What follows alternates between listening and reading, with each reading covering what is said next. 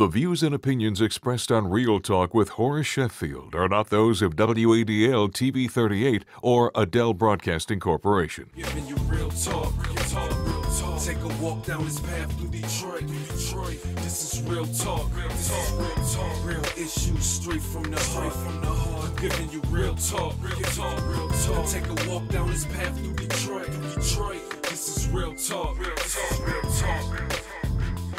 Welcome to another edition of Real Talk. I'm Reverend Horace Sheffield III. This segment is being brought to you by Midwest Health Plan, our new partner here on Real Talk. Of course, my co-host, DiAnna, Simon, will be back in the next segment to continue this interview. Blessed to have a couple of people that I know very well. Of course, to start with Miss Martha Little, who's from Lakeshore Healthcare Corporation, Healthcare Group, and of course, a former deputy mayor and just a regular fixture here in this city doing things to make things better. Right. Mr. Anthony Adams, welcome to the show. Good evening. Thank you. How are you, sir? Good. You know, healthcare is a really hotly debated topic.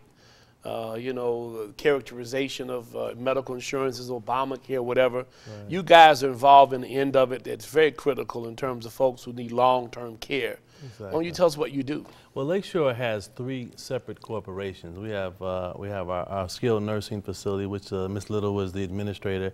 We also have a home health care company, and we have a long-term pharmacy company. So we're really involved in three separate areas of this whole healthcare spectrum, which is moving very aggressively. Yeah. One thing I want to say is that you guys took an abandoned building. It used to be the state building there on Woodward in the Boulevard, and that's now your home or your building. That's our world headquarters. We have our construction company headquartered there. We also have our home health care as well as our pharmacy are located in that building as well. Yeah, people wanted to know what Lakeshore was, so we got you here. They ride down Woodward, they see that sign up there, and they were curious. Ms. Little, you are involved in the actual administration of health care, is that right? Yes. What is a skilled, high quality skilled nursing home or nursing facility? Our facility is a skilled nursing facility. It cares for people who have recently had oppositions with health, such as strokes, cancer patients, or those who have had surgery, knee replacements, and what have you. They can come to our facility and actually be rehabbed over a short period of time, anywhere 30, 60, 90 days, and as a matter of fact, some even less than that. Right. So basically what happens, like I've had 2 hips replaced.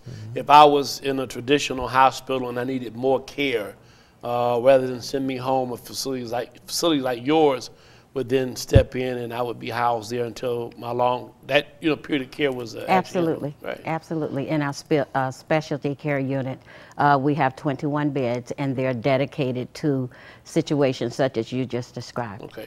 So how many beds do you have overall? We have 110 beds. 110. Yes. And people stay there typically 30 to 90 days, is that right? The average in the rest of the nursing home will be somewhere between 6 months to a year, even longer than that. Yeah. However, in the skilled nursing specialty unit, I should say, because the entire facility is a skilled facility, the specialty unit, usually the stay is about 37 days. Well, one of the things, Anthony, is very difficult. I'm a pastor. Yes. You know, getting people to recognize when it's time. Right. For someone to not be. I have a woman in my church, Miss Davis, just awesome. Her mother was in my church, but been homebound for several years, and they've done so much stuff to make that house ready. Right. But she's really having a difficult time taking care of her. Well, when we have social workers and counselors who can kind of work with the family to kind of walk them through the steps necessary in order to bring someone into the long-term care portion of the facility.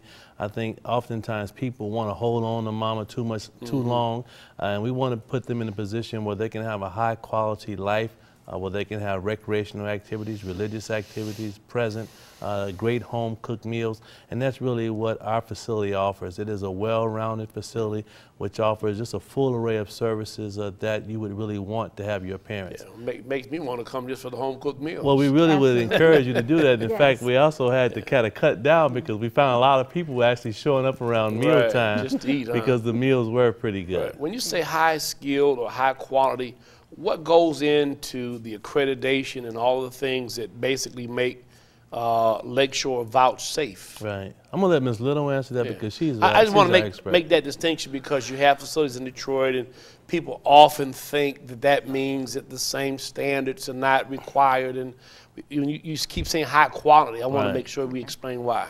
Through CMS and the state of Michigan, all facilities are required to obtain or maintain substantial compliance. Substantial compliance would be where you have citations that are not harm level citations, and then your less than harm level are not repeated citations.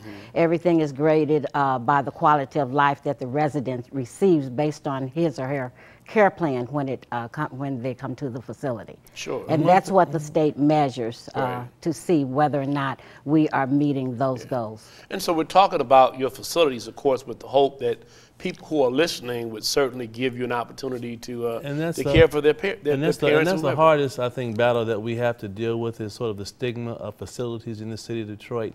You know, we fortunately have a building that's that we put at least $1 million into to upgrade the facilities, really to provide modern amenities, and that we're very competitive with any suburban facility.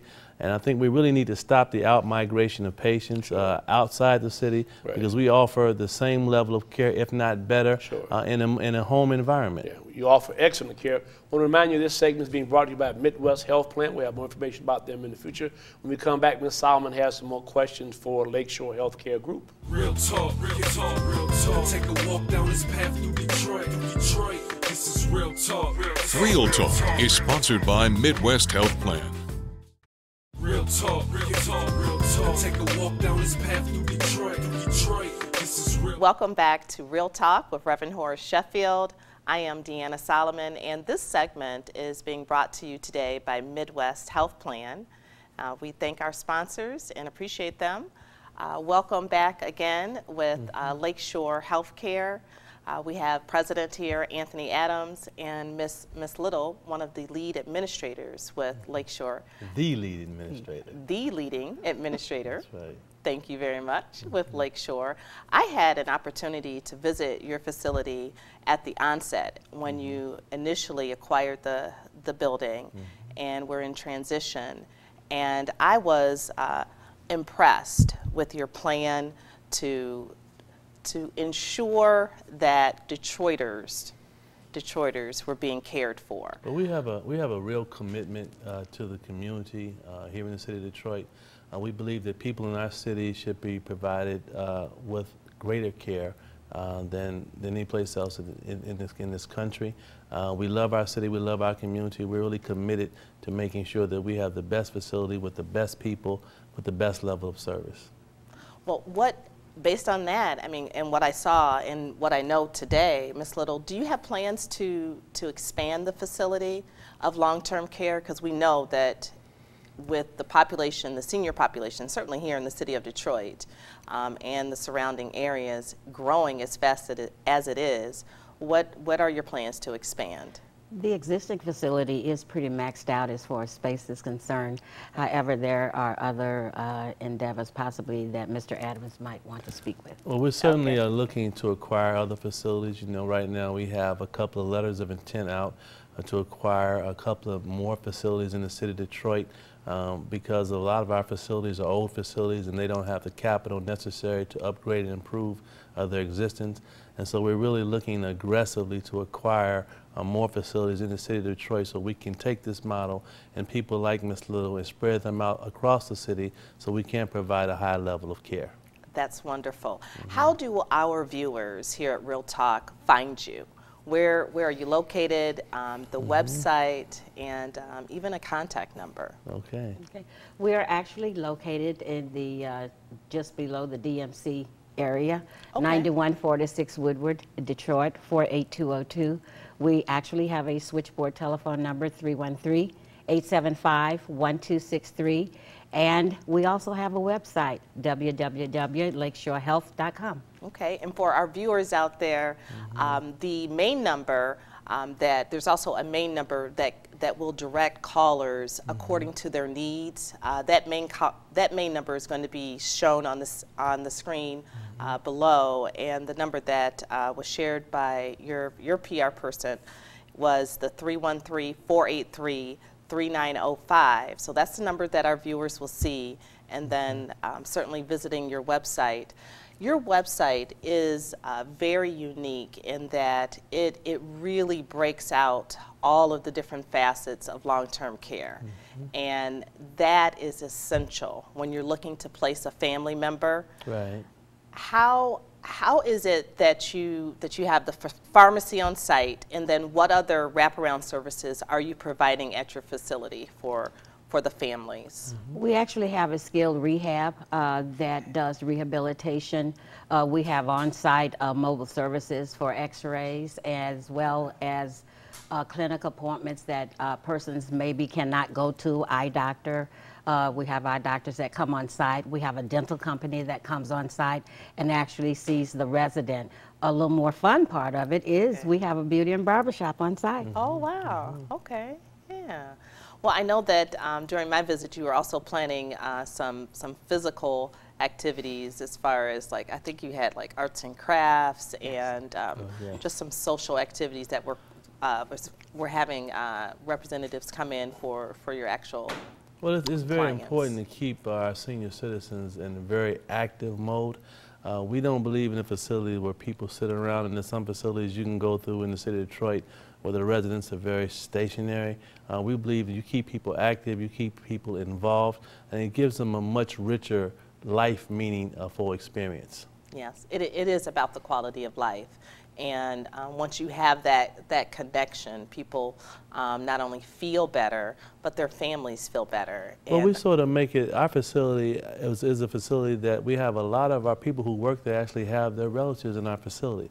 I think the true test of the quality of a care in the facility is whether or not the people who work there would actually use the facility. And so when you see the mothers and fathers and aunties of people that work there, that really gives you a good sense for our community.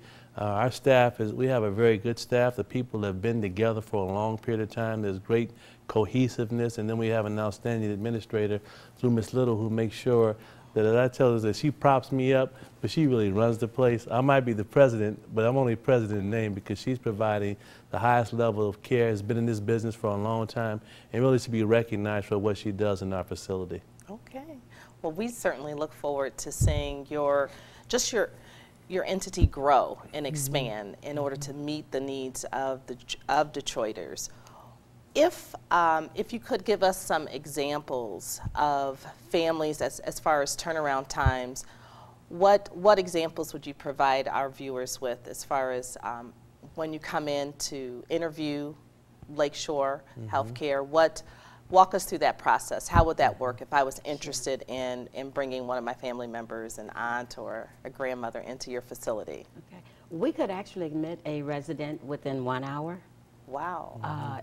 At the hospital, sometimes we can do it within half an hour, depending upon the information that is available to us at the time of the call and how expedient the person would get back with us with additional information that we may need, so that we can make sure that we have a care plan in place upon arrival, whereby the individual will be taken care of from the door on to their room.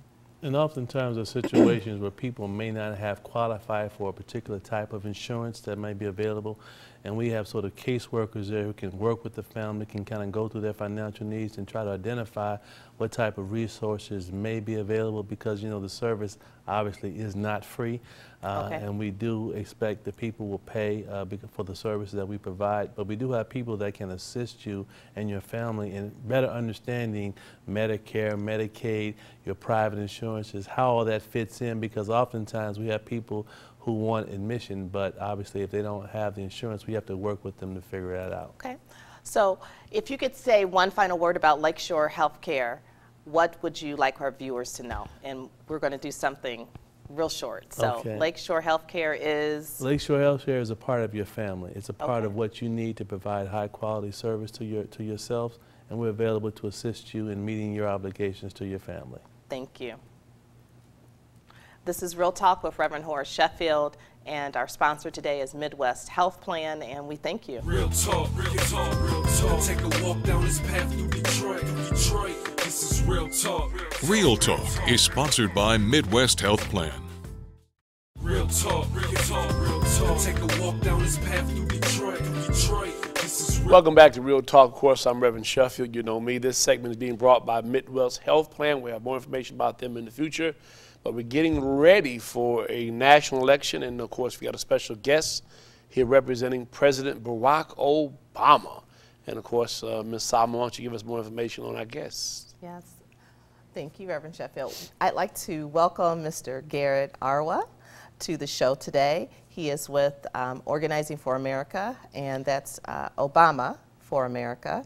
And I have been familiar with not only your past history and working in some very difficult, challenging states, but you were here last year as a state director.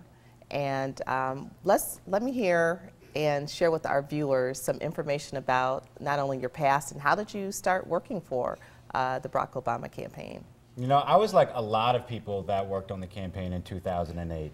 I started as a volunteer, and I think that's one of the great things about our organization is that the majority of us started as volunteers, people who got inspired for the first time by a candidate who we thought spoke to us. I remember being a graduate student and cooking at an Outback Steakhouse, having no idea what politics was about, but wanting to get involved because I believed in then Senator Obama. I believed that he was what the country needed. So I started volunteering, and then I got picked up by the campaign. And I remember that first day sitting down at my desk and saying, what do I do now? How do I help get this man elected? And the rest, as I say, is history. Sure. I worked in lots of states in 2008. I started in New Hampshire during the primary, went down south to Georgia. I worked in Texas, worked in Florida, and then the president got elected, and you know, we made history, and then I was on to what I could do after that, and I got picked up on this role working for Organizing for America, getting to organize on behalf of the president in the community, pushing for the agenda that he promised to the American people. And I'm here to say that the president has made good on a lot of his promises, and we're here to get him reelected and make good on that promise as well. Okay, well, let's go straight to the challenge then. What is the greatest challenge that Organizing for America is facing here in Michigan? I think the greatest challenge that we're facing is the same challenge that we're facing across the country. We're dealing with tough times right now. The president will be the first to tell you that he will not rest until every American that is looking for a job needs a job. Middle-class security is under attack. Middle-class safety, the values that we all believe in, family, community, opportunity, have been eroded for decades. The president took office under tough economic conditions, and he needs to stay in office so we can continue to work toward long-term growth and make sure that middle-class security is restored. Well, let me try to make this very simple for you if I can.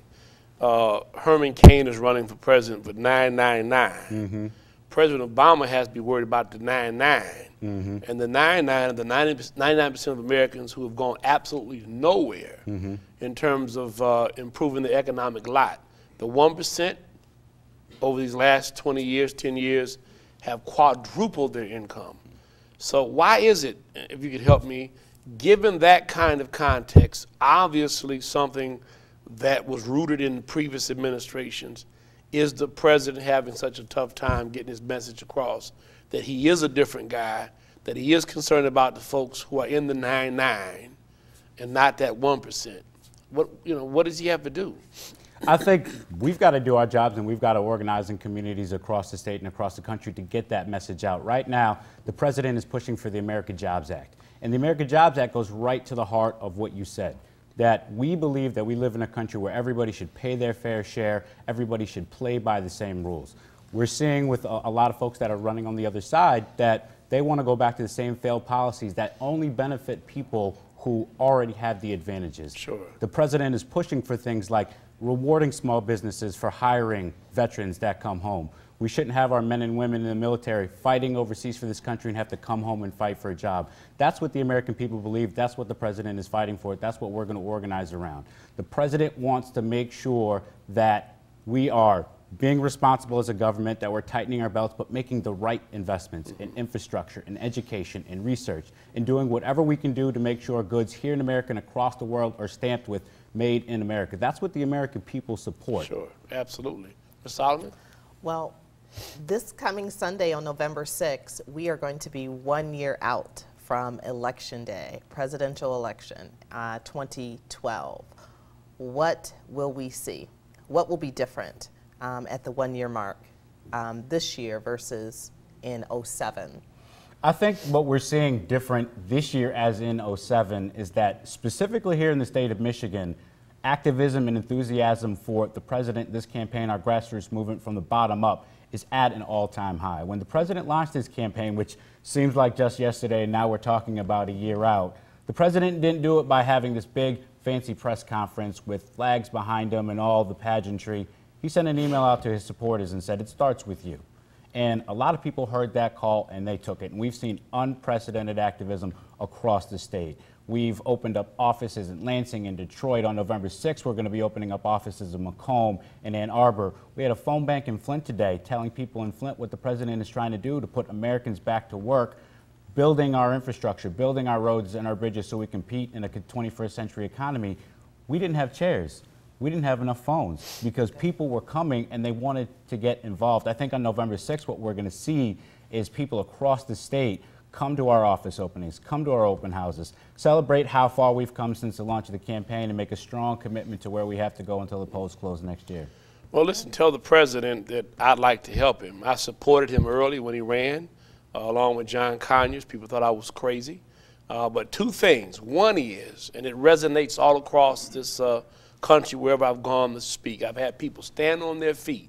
One consistent theme is this: it's our money, spend it on us.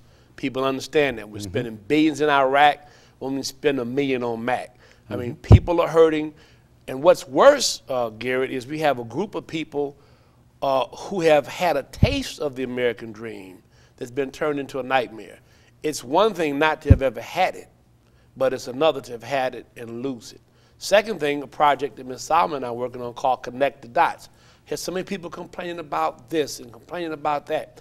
And when you, absent personal responsibility, because we all have some personal responsibility, but when you put that aside, connecting the dots between that particular social, economic circumstance and some decision that some elected person made is what we've got to do. Because people still on the ground level don't understand that when they cede their vote by not voting, they're allowing other people to have power over their lives, and then all they have left is really to complain about the decisions that someone else makes. So we want to connect the dots between that lever that's being pulled and that pen that's signing some bill that takes away their rights, takes away their unemployment benefits, takes away their Medicaid card, takes away their food stamps. You know, connect the dots.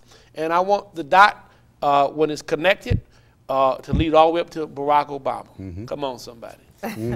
See, and right now you're speaking my language. I'll give you a perfect example. We have a young grassroots leader, Jonathan Moore in Detroit, 16 years old, comes in and says, "Why is this important for me to get involved?" Connect the dots. Right. We say, "You're going to go to college someday." Well, you know what the president has done? He's fought hard to make sure that money that the government is putting into your education is not going to big banks. No question. It needs to go into Pell Grants which have now been doubled. It needs to go into loan forgiveness. We got a way to go, but more importantly, he's also helping some of us have these burdensome student loans. Yes. Tell the president, just forgive all of them. Forget about it. Just forgive them and let's go on. How do people reach you if they want to get involved with Organizing for America and Organizing for Barack Obama? Very simple, one-stop shop. Go to barackobama.com. You can click on Get Involved. I encourage everybody to sign up to get involved. You can find out the local offices, what's coming up. I encourage everybody to come out on November 6th, make a commitment to how far we have to go together. And the bottom line is your vote is your voice, and if you don't vote, don't say nothing. All right, the views and opinion as it relates to the political ideas and things we've shared are not a part of Midwest Health sponsorship. The overall program is brought to you by them. Of course, we'll be back next week with more real talk for real living and real decisions. See you next week. Real issues straight from the heart. I'm giving you real talk. Real talk. Take a walk down this path through Detroit. This is real talk. This is real talk. Real issues straight from the heart. I'm giving you real talk. I take a walk down this path through Detroit. This is real talk. This is real talk. Uncut for the people of Detroit who got an opinion that they want to voice. I'ma give them real talk. Real issues, real topics, real people addressing real matters. No gossip. Real talk for the people that can since day one we been here. We ain't leaving. Detroit still breathe. Real talk. I love the city, so I speak from the heart. From my experience, I give them real talk. This is real talk here. So I gotta talk real, conversate about topics Detroit